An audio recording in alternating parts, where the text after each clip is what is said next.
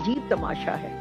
अपनी बेटी राज करे तो नसीब, और दूसरे की बेटी आराम करे तो बदतमीज। जरा सोचो, वो लड़की अपना घर छोड़कर, अपने माँ बाप छोड़कर जी तुम्हारे घर आती है। नंद हो या सास, उसे कठपतली मत बनाओ। उसके खाने, लिबास या उसके मैके पर तंज करना तुम्हारी कमजोरी है। रिश्ता इज्जत से चलता है, हुक्म चलाने से नहीं।